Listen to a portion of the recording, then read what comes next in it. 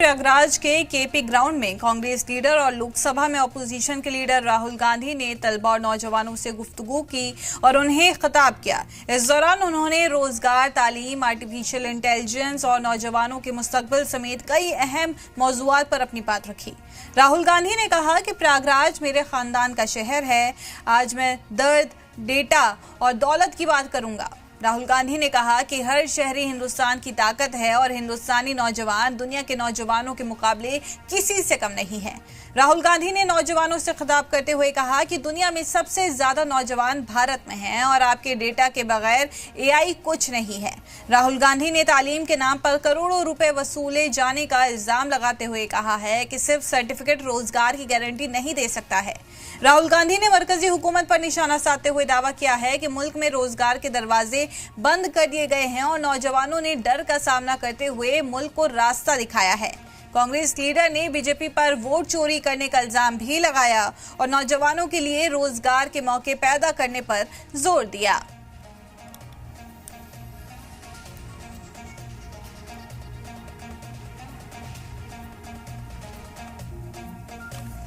तो आपको बता दें कि राहुल गांधी आज प्रयागराज पहुंचे थे। छात्रों की गूंज प्रोग्राम को लेकर वो प्रयागराज पहुंचे थे, जहां उन्होंने छात्रों से बात की, उनसे संवाद किया। प्रयागराज के केपी ग्राउंड में कांग्रेस लीडर और लोकसभा में अपोजिशन राहुल गांधी ने तलबा और नौजवानों से गुफ्तगू की और उन्हें खिताब किया। इसी दौरान उन्होंने रोजगार, तालीम, आर्टिफिशियल इंटेलिजेंस और नौजवानों के मुस्तकबिल समेत कई अहम मौजूआत पर अपनी बात रखी। राहुल गांधी ने कहा कि प्रयागराज मेरे खानदान का शहर है। आज मैं दर्द, डेटा और दौलत की बात करूंगा। राहुल गांधी ने कहा कि हर शहरी हिंदुस्तान की ताकत है और हिंदुस्तानी नौजवान दुनिया के नौजवानों के मुकाबले किसी से कम नहीं है। इसी के साथ राहुल गांधी ने नौजवानों से खिताब करते हुए कहा कि दुनिया में सबसे ज्यादा नौजवान भारत में हैं और आपके डेटा के बगैर एआई कुछ नहीं है। राहुल गांधी ने तालीम के नाम पर करोड़ों रुपए वसूले जाने का इल्जाम लगाते हुए कहा कि सिर्फ सर्टिफिकेट रोजगार की गारंटी नहीं दे सकता। राहुल गांधी ने मरकजी हुकूमत पर भी निशाना साधते हुए दावा किया कि मुल्क में रोजगार के दरवाजे बंद कर दिए गए हैं और नौजवानों ने डर का सामना करते हुए मुल्क को रास्ता दिखाया है।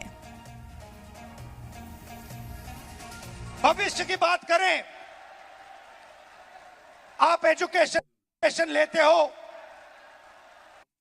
लाखों करोड़ रुपए आपके परिवारों से लिया जाता है।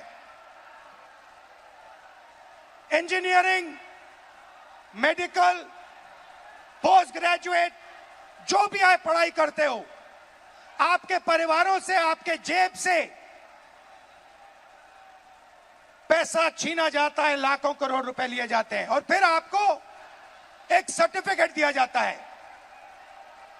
आपको कहा जाता है कि हाँ, आपको एजुकेशन सर्टिफिकेट मिल गया, बीए मिल गया, एमए मिल गया, एमएससी मिल गया, मगर इस सर्टिफिकेट का कोई मतलब नहीं है आज हिंदुस्तान में,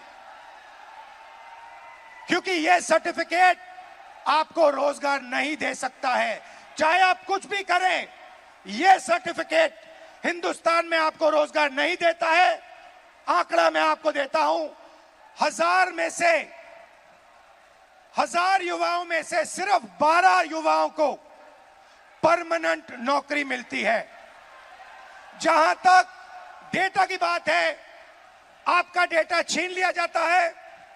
बड़ी बड़ी कंपनीज को, जियो को, अदानी को, फेसबुक, गूगल को आपका डेटा दिया जाता है और आपको फंसाया जाता है।